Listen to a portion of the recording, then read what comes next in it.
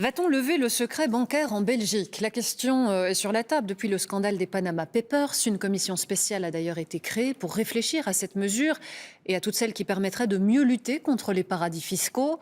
Alors, pas encore de conclusion officielle, mais il semble que les partis de la majorité se soient mis d'accord sur un accès total de la justice aux données bancaires. Les détails avec Aurélie Fogli.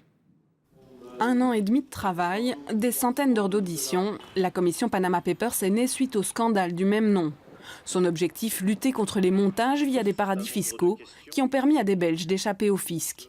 Mais alors qu'officiellement la commission planche toujours sur ses conclusions, aujourd'hui les partis de la majorité sortent leurs propres recommandations. Ce qui compte, c'est d'avancer. Vous savez, ça fait déjà 1 an et demi que nous travaillons sur le sujet. Et donc on voit bien qu'à un moment, il faut donner peut-être un coup de rein pour que les choses avancent un peu plus rapidement. C'est notre intention, nous voulons avancer rapidement, mais nous ne négligeons pas évidemment le modèle du consensus. Des conclusions qui seraient donc à discuter, mais pour l'opposition, il s'agit surtout d'un passage en force de la majorité. Donc il y a eu toute une série de blocages et aujourd'hui on voit une espèce de fuite en avant de la majorité mais qui ne trompe personne.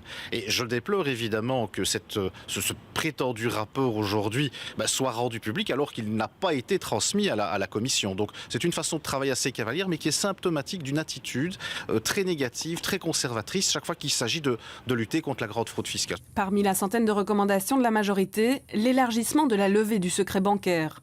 Une mesure bien accueillie du côté des colos. Cela dit, face à ce rapport, comme le PS, les Verts restent sur leur faim. Oui, la méthode est désagréable. Nous voulions aller plus loin parce que notre constat est que le gouvernement ne lutte pas efficacement aujourd'hui contre la fraude fiscale. Alors plutôt que d'avoir une vision trop large, trop ambitieuse qui aurait pu mettre le gouvernement en difficulté, ils ont préféré imposer leur texte, mais qui comporte, je le dis, des éléments intéressants que nous pourrons soutenir. On va essayer d'améliorer encore les choses. La commission reprend ses travaux mardi prochain avec le risque d'aboutir sur un bras de fer plutôt qu'un consensus.